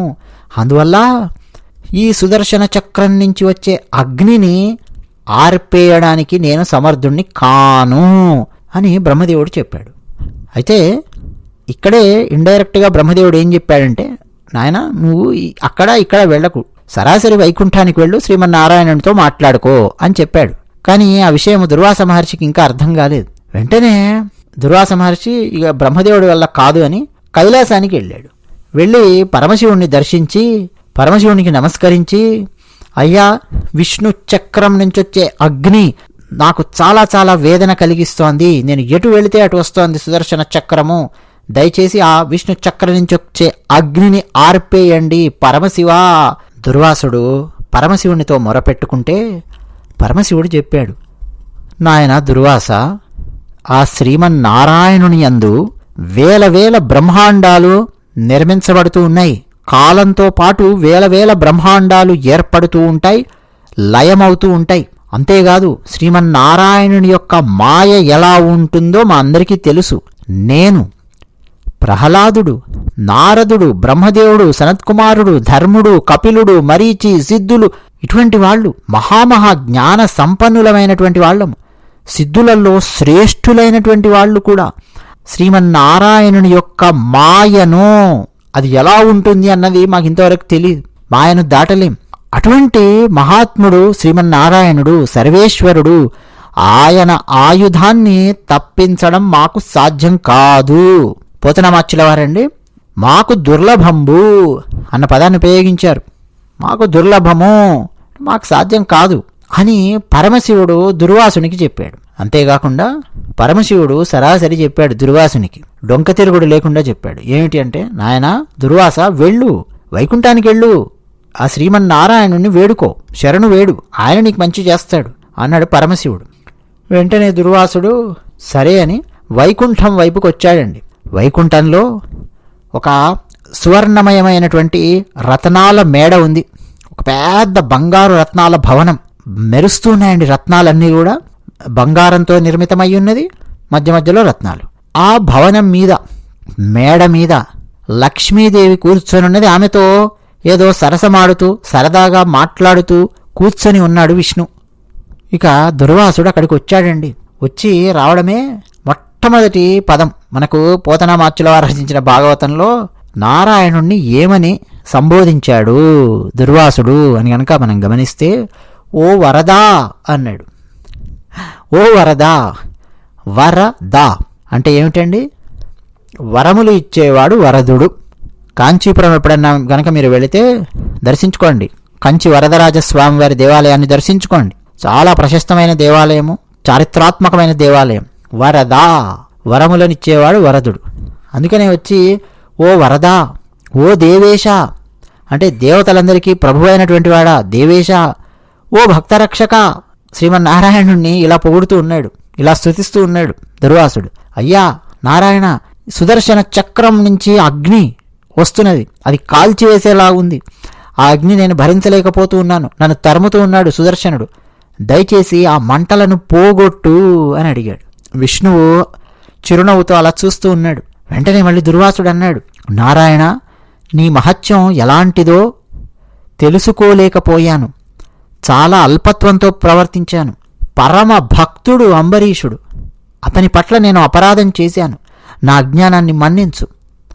నరకంలో ఎంతటి శిక్ష అనుభవిస్తున్నవాడైనా సరే మనసులో ఒక్కసారి నీ పేరు గనక ధ్యానించుకుంటే ఎన్నెన్నో సౌఖ్యాలను, అంతులేని సౌఖ్యాలను పొందుతాడు. నారాయణ నన్ను రక్షించు అని సాష్టాంగ దండ ప్రణామాలు సమర్పించాడండి దుర్వాసుడు. నారాయణుని యొక్క పాద పద్మాలకు మొక్కాడు. మొక్కి ఇక పైకి లేవట్లేదు. మామూలుగా సాష్టాంగ దండ ప్రణామం చేశాక పైకి లేవాలి కదా, లేవలేదు, అలాగే ఉన్నాడు. నన్ను రక్షించు, నువ్వు నన్ను రక్షించేంతవరకు ఇక నేను లేచే ప్రసక్తే లేదు అన్నట్టుగా ఉందన్నమాట దుర్వాసుని యొక్క వాలకం. అప్పుడు అన్నాడండి శ్రీమన్నారాయణుడు. నారాయణుడు కూడా చాలా చక్కగానే సంబోధించాడు దుర్వాసుని. దుర్వాస మహర్షి, జ్ఞానులు, మంచి మార్గంలో వెళ్ళేవాళ్ళు చాలా పట్టుదలతో అత్యంత సులువుగా నా మనసుకు దగ్గరైపోతారు. ఒక పెద్ద మదగజం ఉందనుకో దుర్వాస, దాన్ని బంధించాలి అంటే ఎటువంటి తాళ్ళు కావాలో, ఎటువంటి గొలుసులు కావాలో, ఎంత శ్రమ కావాలో నీకు తెలుసు. కానీ అటువంటి మదగజాన్ని కూడా నిర్మలమైన భక్తి తీగలతో ఎలాగైతే కట్టివేయొచ్చో నన్ను అలా భక్తులు చాలా సులభంగా కట్టేసి తమకు బంధీనిగా చేసుకుంటారు. అటువంటి భక్తుల పట్ల, వాళ్ళ వాత్సల్యం పట్ల నేను ఇక మైమరిచిపోయి ఇక వాళ్ళ నుంచి తప్పించుకుపోకుండా వాళ్ళ దగ్గర అలాగే ఉంటాను. భక్తితో నన్ను కట్టేసే వాళ్ళ దగ్గర నా భక్తుడు ఎప్పుడూ కూడా నా మంచిని కోరుకుంటూ ఉంటాడు. అదంతా నేను గమనిస్తూ ఉంటాను. భక్తుడు ఎటువంటి వాడంటే, నన్ను ఎలా బంధిస్తాడంటే, ఆ ప్రేమకు, భక్తుని యొక్క ప్రేమకు ఆవు వెంట దూడ ఎలాగైతే వెళుతుందో నేను ఆ భక్తుని వెంట వెళుతూనే ఉంటాను. భక్తుడు ఆవు అనుకో, ఆవు వెంట దూడ వెళుతుంది, తల్లి వెంట వెళ్ళిపోతూ ఉంటుంది కదా దూడ, అవునా కాదా? అలా భక్తుడనే ఆవు వెంట నేను ఒక దూడలాగా ఆ వెనకనే తిరుగుతూ ఉంటాను, వెళ్ళిపోతూ ఉంటాను. ఆ ప్రేమకు మై మరచిపోయి అలా వెళ్ళిపోతూ ఉంటాను. అంతేకాదు దుర్వాస, ఎవరైతే తమ శరీరాన్ని, తమ జీవితాన్ని వదిలి, అంటే భార్య పిల్లలను, బంధువులను, సకల సంపదలను అన్నింటినీ పక్కన పెట్టి భౌతికపరమైనటువంటి ఈ ప్రపంచంలో ఉంటూనే వాటన్నింటికంటే నాకు ఎవరైతే ఎక్కువగా విలువ ఇస్తూ ఉన్నారో, నన్ను తప్ప మిగతా ఏ ఇతరమైనటువంటి వస్తువుల మీద, వ్యక్తుల మీద, దేని మీదైనా సరే వాళ్ళ ఏకాగ్రత వెళ్ళదో అటువంటి వాళ్లను నేను ఎలా వదిలిపెడతాననుకున్నావు? వాళ్ళని నేను వదిలిపెట్టే ప్రసక్తే లేదు. వాళ్ళు నిరంతరం నువ్వు తప్ప ఇంకెవరు లేరు నారాయణ అంటున్నప్పుడు మనసా వాచా కర్మణ నా గురించి వాళ్ళు ఆలోచిస్తూ నాకు దగ్గరైనప్పుడు నేను వాళ్ళని ఎలా వదిలిపెడతాననుకున్నావు? ఆలోచించు. ఓ దుర్వాస మహర్షి, సాధువుల హృదయం ఉంటుంది, ఆ హృదయమే నేను, సాధువుల హృదయమే నాది. అంతేకాదు సకల లోకాలల్లో ఉండే సాధువుల గురించి నాకు తెలుసు, వాళ్లకు నా గురించి తెలుసు. సాధువుల గురించి నాకు తెలుసు, ఆ సాధువులకు నా చరిత్ర కూడా తెలుసు. వాళ్ళ హృదయమే నేను, సాధువుల హృదయమే నాది. చూడు దుర్వాస, సద్బ్రాహ్మణులకు తపస్సు, వేదజ్ఞానము ఈ రెండు కూడా మోక్షాన్ని కలిగిస్తాయి. కానీ వినయము అలాగే నీతి లేనటువంటి వాళ్ళు ఎవరైతే ఉంటారో, చెడ్డ బ్రాహ్మణులు ఉన్నారనుకో, వినయం లేకుండా గనక ఉన్నారనుకో, నీతి లేకుండా ఉన్నారనుకో, వారికి ఖచ్చితంగా చెడు జరుగుతుంది. కేవలం తపస్సున్నంత మాత్రాన, వేద జ్ఞానం తెలిసినంత మాత్రాన వాళ్ళు వినయం తప్పి ప్రవర్తించినా, నీతి తప్పి ప్రవర్తించినా ఆ తపస్సు కావచ్చు, వేద జ్ఞానం కావచ్చు, వాళ్లకే తిరిగి చెడు చేస్తుంది. నా తేజస్సు సాధు పురుషులలో, సత్పురుషులలో, సంతు పురుషులలో విరివిగా నిక్షిప్తమై ఉంటుంది, విష్ణు తేజస్సు. అటువంటి వాళ్లను కష్టపెట్టాలని ఎవరైతే ప్రయత్నం చేస్తారో, సాధువులలో ఉండే తేజస్సు అగ్ని శిఖలాగా మారి వాళ్లను కష్టపెట్టే వాళ్లకు తిరిగి భయాలను తెస్తుంది, కష్టాలు కొని తెస్తుంది. అదే ఇప్పుడు నీకు జరిగింది. మొత్తం అన్ని లోకాలలో కూడా అంబరీషుణ్ణి కీర్తిస్తూ ఉంటారు. సుగుణాల రాశి అంబరీషుడు, దయామయుడు అంబరీషుడు. అటువంటి అంబరీషుణ్ణి బాధించాలి అని చెప్పి నువ్వు ఎందుకు అనుకున్నావు? అన్నట్టు సుదర్శన చక్రాన్ని ఆపాలి, సుదర్శన చక్రం నుంచి వచ్చే ఆ వేడి నుంచి నిన్ను రక్షించాలి అని చెప్పి అంటున్నావే, నేను చెయ్యను. అంబరీషుడు ఎంతో దయగలిగినటువంటి అంబరీషుడు, ఆయనే నీకు రక్షణ ఇస్తాడు. అంబరీషుని దగ్గరికి వెళ్ళు, ఆయనను వేడుకో, ఆయన మనస్సు సంతోషపెట్టు, ఆయనను శరణు వేడి ఆయనను సంతోషపెట్టి ఈ సుదర్శన చక్రం నుంచి వచ్చే భయాన్ని నుంచి నువ్వు బయటపడు. అంబరీషుడు ఒప్పుకున్నాడా? అప్పుడు సుదర్శనుడు పక్కకు వెళతాడు. అంబరీషుడు ఒప్పుకోలేదా? నేనేం చెయ్యను. అది అంబరీషునికి సుదర్శనునికి నీకు మధ్య ఉన్నటువంటి సమస్య.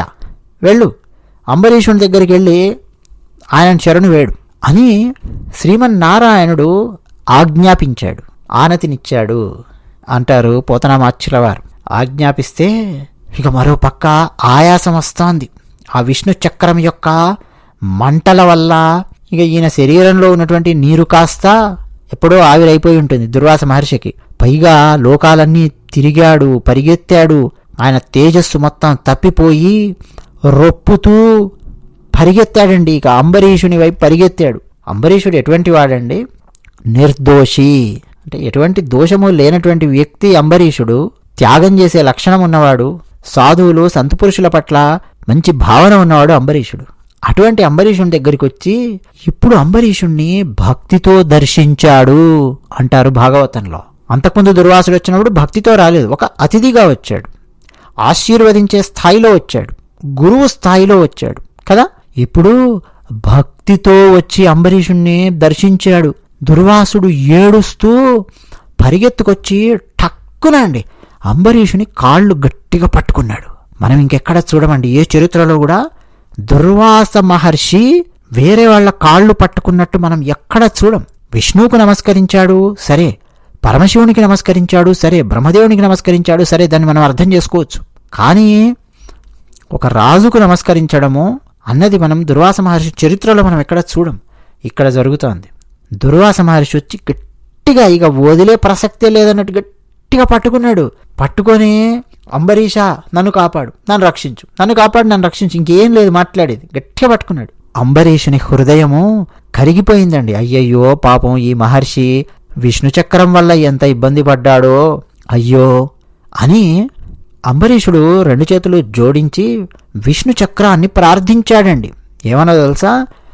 నీవ పావకుడవు, నీవ సూర్యుండవు, నీవ చంద్రుండవు, నీవ జలము, నీవ నేలయు నింగి నీవా, సమీరంబు నీవా, భూతేంద్రియ నికరమీవా, నీవ బ్రహ్మంబును, నీవ సత్యంబును, నీవ యజ్ఞంబును, నీవ ఫలము, నీవ లోకేశులు, నీవ సర్వాత్మయు, నీవ కాలంబును, నీవ జగము, నీవ బహు యజ్ఞ భోజివి, నీవ నిత్యమూల తేజంబు, నీకు నే మ్రొక్కువాడా, నీరయాక్షుండు చాలా మన్నించునట్టి శస్త్ర ముఖ్యమా, కావవే చాలు మునిని అని చెప్పి అంబరీషుడు సుదర్శనుణ్ణి ఉద్దేశించి స్తోత్రం చేస్తూ ఉన్నాడు. ఏమని?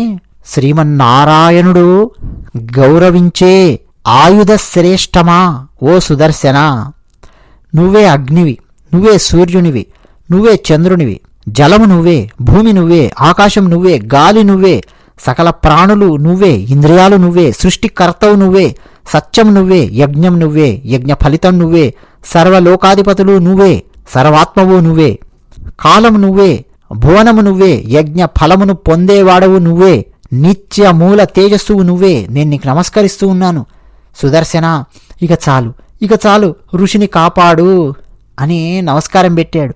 అయినా సుదర్శన చక్రం వదలట్లేదు. దూకుడు మీద రై రై అని వచ్చి ఎప్పుడు కాళ్ళు వదులుతాడా అంబరీషునిది, ఎప్పుడొచ్చి దుర్వాసుని బాధిద్దామా అన్నట్టుగానే ఉన్నాడు సుదర్శనుడు. ఇంకా అంబరీషుడు ప్రార్థించాడు. ఏమని? ఓ సుదర్శన చక్రమా, శ్రీమన్నారాయణుడు దుష్ట రాక్షసులపైకి నిన్ను ప్రయోగిస్తే అసలు వాళ్ళు నీ రాక ముందుగానే పసిగట్టి ఎలాగూ నీ పదునైనటువంటి అంచుల దెబ్బకు తమ తలకాయలు రాలిపోతాయని భావించి, తమ కాళ్ళు చేతులు తెగి కింద పడిపోతాయని చెప్పి భావించి అసలు నువ్వు రాకముందే భయపడి ప్రాణాలు వదిలేస్తారు. నీ పేరు వింటే ప్రాణాలు వదిలేస్తారు. కలత నిద్రపోతుంటే ఎంతటి భయంకరమైన రాక్షసులైనా సరే కలలో నువ్వు కనిపించావా, కలలో సుదర్శన చక్రం వచ్చింది అన్న విషయం కూడా తెలియదు. సరాసరి సుదర్శన చక్రం వచ్చిందేమో అని చెప్పి భయపడి నిద్రలోనే మరణిస్తారు. వాళ్ళ పక్కనే నిద్రపోతున్న వాళ్ళ భార్యలు ఉదయం లేవగానే ఆ రాక్షసులు అంటే తమ భర్తలను చూసి గొల్లుమని ఏడుస్తూ ఉంటారు. అంటే దుష్టాత్ములకు, పాపాత్ములకు కలలో నువ్వు కనిపించినా సరే వాడి గుండె ఆగిపోతుంది. అంతా గొప్పవాడివి నువ్వు ఓ సుదర్శన. నీ కాంతులు చీకటిని పారద్రోలుతూ సజ్జనులను, ధర్మాత్ములను కాపాడుతూ ఉంటాయి. నిన్ను కీర్తించడం అంటావా? నా వల్ల కాదు. ఆ బ్రహ్మదేవుడికి మాత్రమే సాధ్యం అవుతుందా అంటే ఆయనకు కూడా సాధ్యం కాదు. అటువంటిది నేనెక్కడ నిన్ను కీర్తించగలను? ఒక అనంతమైన స్వరూపం నీది, పరాత్పరమైనటువంటి స్వరూపం నీది. శ్రీమన్నారాయణుడు దుష్టులను శిక్షించడానికి నిన్ను పంపించాడు. నువ్వు ఆ పని చేస్తూ ఉన్నావు. చాలు చాలు సుదర్శన, చాలు. ఆపదలో చిక్కాడు ఈ దుర్వాస మహర్షి. దయచేసి ఈ దుర్వాస మహర్షిని కాపాడు అని చాలా వినమ్రంగా చేతులు జోడించి తన నొసటి మీద పెట్టుకొని నమస్కరించాడు. అయినా సుదర్శన చక్రం వదలట్లేదండి. ఎలా ఉందంటే, పరమ పవిత్రమైనటువంటి అంబరీషుణ్ణి, భాగవతోత్తముణ్ణి బాధిస్తావా అన్నట్టుగా ఇంకా దూకుడు మీద ఉన్నాడు సుదర్శనుడు. అయితే అంబరీషుడు ఇంకా తను కీర్తిస్తున్నాడు కదా సుదర్శన చక్రాన్ని, వదిలిపెట్టకుండా మరింత కీర్తిస్తూ వేడుకుంటున్నాడు. ఇంద్రుడి యొక్క శత్రువులను దహించి వేసే ఓ సుదర్శన చక్రమా, ధర్మాన్ని కాపాడే ఓ సేతువు నువ్వే, ధర్మాన్ని కాపాడే పరిశుద్ధమైనటువంటి స్వరూపం నువ్వే, సకల భువనానికి దీపం లాంటి వాడివి నువ్వు, ఇంద్రుణ్ణి నిరంతరం కాపాడే ఓ సుదర్శన చక్రమా, నేను నీకు నమస్కరిస్తూ ఉన్నాను. సుదర్శన చక్రం వదిలిపెట్టడం లేదు. వెంటనే అంబరీషుడు ఏమని ప్రార్థించాడంటే, విహిత ధర్మమందు విహరింతునేనియు నిష్టమైన ద్రవ్యమిత్తునేని ధరణిసురుడు మాకు దైవతంబగునేని విప్రునకు శుభంబు వెలయుగాక. అఖిల గుణాశ్రయుడగు హరి సుఖియై నా కొలువు వలన జొక్కెడినేనిన్ నిఖిలాత్మయుండగుటకు సుఖమందుంగాక భూమిసురుడివ్వేళన్ అని చెప్పి అంబరీషుడు చిట్ట చివరిగా ప్రార్థించాడు. ఏమిటి దీని అర్థం అంటే, ఓ సుదర్శన చక్రమా, నేనే గనక అంటే ఇప్పుడు అంబరీషుడు తన గురించి చెప్తున్నాడు, నేనే గనక ధర్మ మార్గంలో నడిచేవాణ్ణైతే, నేనే గనక బ్రాహ్మణులు కోరిన ధనాన్ని వాళ్లకు దానం చేసేవాడినే అయితే, మాకు బ్రాహ్మణుడే దైవ స్వరూపుడైతే ఈ బ్రాహ్మణుడైనటువంటి దుర్వాసునికి శుభం కలుగుగాక అన్నాడు అంబరీషుడు. అంతేకాకుండా నా సేవ, నా ఆరాధనలు, నా పూజలకు సర్వాత్మకుడైన ఆ శ్రీమన్నారాయణుడు గనక సంతోషించి తృప్తి చెందినట్టయితే దానికి నిదర్శనంగా ఈ దుర్వాస మహర్షి ఇప్పుడే శాంతిని పొందుగాక అని చెప్పి అన్నాడు. అంటే ఏంటి, ముందు తాను ధర్మ మార్గంలో చరించేవాణ్ణే గనక అయితే అనేది ఒకటి పెట్టాడు. రెండోది ఏమన్నాడు, నేను చేసే సేవలకు, నా ఆరాధనలకు, పూజలకు ఆ శ్రీమన్నారాయణుడు సంతోషించి తృప్తి చెందినట్టయితే దానికి నిదర్శనంగా ఈ మునీశ్వరుడు ఇప్పుడే శాంతి పొందాలి అంటే సుదర్శన చక్రం అతన్ని వదిలేయాలి అని నమస్కారం పెట్టాడు. శ్రీమన్నారాయణుడు సంతోషించాడా లేదా ఈయన సేవలకు, అంబరీషుని సేవలకు సంతోషించాడు. శ్రీమన్నారాయణుడు అంబరీషుని యొక్క సేవలకు, పూజలకు సంతోషించాడు, సంతృప్తి పొందాడు అన్న విషయం సుదర్శనునికి తెలుసు. అందులో ఏమైనా అబద్ధం ఉందా? ఏ అబద్ధము లేదు. రెండవది, అంబరీషుడు ధర్మ మార్గంలో చరిస్తూ ఉన్నాడా లేదా? అందులో ఏమైనా అబద్ధం ఉందా? ఏ అబద్ధము లేదు, సత్యమే ఉంది. అందుకని సుదర్శనుడు ఇక దుర్వాసుని వదిలేశాడు. ఏమీ అనలేదండి, ఏం మాట్లాడలేదు సుదర్శనుడు. అంటే ఇక మునిని క్షమించాను నేను అన్నట్టుగా సుదర్శనుడు మాటల్లో చెప్పలేదు, మౌనంగా ఆ విష్ణు చక్రం వెనుదిరిగి వెళ్ళిపోయింది. అది చూసి దుర్వాసుడండి ఒక్కసారి ప్రశాంతత పొందాడు, పైకి లేచాడు. అప్పుడు లేచి లేవగానే ఇప్పుడన్నాడండి, అంబరీషా, నేను చాలా చాలా పొరపాటు చేశాను, నన్ను క్షమించావు. నువ్వు నీ దగ్గర ఎంతటి దయార్ద్ర హృదయం ఉందో ఇప్పుడు అర్థమవుతున్నది. నా తప్పును మన్నించి నాకు చాలా ఉపకారం చేశావు అంబరీషా. ఆ విష్ణు పాదాలను ఎంత గాఢంగా సేవించావయ్యా నువ్వు. అలాంటి నువ్వు నన్ను కాపాడడం పెద్ద ఆశ్చర్యమేం కాదు, అపూర్వము కాదు. ఎందుకంటే ఆ శ్రీమన్నారాయణుని యొక్క పాదాలను సేవించినటువంటి వారికి ఇక ఇది మాకు చేత కాదు అన్నటువంటిదేది ప్రపంచంలో లేదు. అంబరీషా, నేను తప్పు చేశాను, నేనే తప్పు చేశాను, నీ వల్ల ఏ తప్పు జరగలేదు. సుగుణాలు సూర్య భగవానునిలాగా నీలాంటి వారికి చాలా చాలా సులువుగా వచ్చేస్తాయ్యా. ఒక సూర్యునిలో ఎంత తేజస్సు, ఎంత గొప్పదనము, వెలుగును పంచేటటువంటి తత్వము ఎన్ని అద్భుతమైన లక్షణాలున్నాయి సూర్యునిలో. అటువంటి లక్షణాలు అత్యంత సహజంగా నీకొచ్చేసాయ్యా. ఇతరులను కాపాడడం, ఇతరులకు దాన ధర్మాలు చేయడం, రాజ్యాన్ని చూసుకుంటూ కూడా అహంకారంలో పడకుండా ఉండడం, ఇటువంటి గొప్ప లక్షణాలున్నాయి అంబరీషా నీ లోపల. అయ్యా, మహావిష్ణువు యొక్క అంటే ఆ శ్రీమన్నారాయణుని యొక్క నామాన్ని ఒక్కసారి మనం చెవులారా వింటే మనం చేసినటువంటి సమస్త పాపాలు పాటాపంచలై ముక్కలైపోతాయి. అటువంటి ఆ నారాయణుని యొక్క నిష్కళంకమైన భక్తులున్నారు నీలాంటి వారు. నీలాంటి వాళ్లకు సాధ్యం కానిదంటూ ఏదీ లేదు. అంబరీషా, నా తప్పును మన్నించి సుదర్శన చక్రం యొక్క అగ్నిలో ఆహుతి కాకుండా నన్ను కాపాడావు. నా మీద నువ్వు కృపా దృష్టి ప్రసరింపజేశావు. నా ప్రాణాలు పోయి తిరిగి వచ్చినంత పని అయ్యింది అంబరీషా. నేను చాలా ధన్యునయ్యాను. నీకు ఎప్పుడు సమస్త శుభాలు జరగాలి అని చెప్పి నేను కోరుకుంటూ ఉన్నాను. ఇక నేను వెళ్ళొస్తాను నాయన అంబరీషా అని చెప్పి అన్నాడు దుర్వాసుడు. అది విని అండి వెంటనే ఇప్పుడు మహారాజు అంబరీషుడు ఠక్కున దుర్వాస మహాముని యొక్క పాదాలకు నమస్కరించాడు. నమస్కరించి, స్వామి, అయ్యిందేదో అయిపోయింది, అవన్నీ మర్చిపోండి, రండి స్వామి, ఇప్పటికీ మీరు నా అతిథే, రండి అని చెప్పి మళ్ళీ కూర్చోబెట్టి, అసలే చాలా చాలా లోకాలు తిరిగి వచ్చాడు కదా, మళ్ళీ కాళ్ళు గడిగి దుర్వాస మహర్షిగా భోజనం చేయడానికి సిద్ధమైన తర్వాత దుర్వాస మహర్షికి ఇష్టమైనటువంటి భోజనాన్ని పెట్టించి అట్లా దుర్వాస మహర్షి తృప్తి పడేలా చేశాడు అంబరీషుడు. ఏమంటే ఇక్కడ ఒక ఆసక్తికరమైన విషయం ఏంటో తెలుసా? దుర్వాస మహర్షిని సుదర్శన చక్రము దాదాపు సంవత్సర కాలం తరిమింది. ఎందుకంటే వేరే వేరే లోకాలకు వెళ్ళొచ్చాడు కదా, సరే నాకు తపశ్శక్తి ఉంది, టకటకటక వెళ్ళొచ్చుంటాడు. కానీ భూలోకం యొక్క కాలం వేరు, వేరే వేరే లోకాలకు వెళ్ళొచ్చినప్పుడు ఆ కాలం వేరు.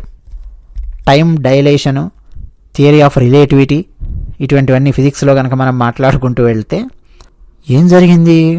సంవత్సరం గడిచిపోయింది. సంవత్సరం పాటు అంబరీషుడు భోజనం చెయ్యకుండా దుర్వాస మహర్షి కోసం ఎదురు చూస్తూ ఉన్నాడండి.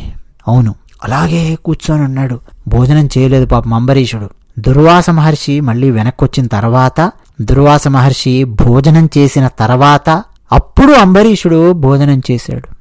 దుర్వాస మహర్షి అన్నాడు చివరగా, అంబరీషా, మహారాజా, నీ గురించి నేను చాలా చాలా విన్నానయ్యా, నీ గొప్పతనం గురించి. ఈరోజు నేను కళ్ళారా చూస్తున్నాను. నీ ఇంట్లో నేను సంతృప్తికరంగా భోజనం చేశాను, పైగా నా ప్రాణాలు దక్కాయి, ఫలితమూ దక్కింది. నాయన, ఇక నీ నుంచి సెలవు తీసుకుంటూ ఉన్నాను. నీ కథను దేవతలు, మానవులు, స్వర్గంలో ఉన్నవాళ్ళు, ఎక్కడెక్కడ లోకాలలో ఉన్నవాళ్ళు, భూమి మీద ఉన్నవాళ్ళు కీర్తిస్తారు అంబరీషా అని అంబరీషుణ్ణి దుర్వాస మహర్షి కీర్తించి ఆశీర్వదించి ఆకాశ మార్గంలో బ్రహ్మలోకానికి వెళ్ళిపోయాడు దుర్వాసుడు. ఈ ముని వచ్చి వెళ్ళి ఇదంతా అయ్యే వరకు సంవత్సరం అయ్యిందండి.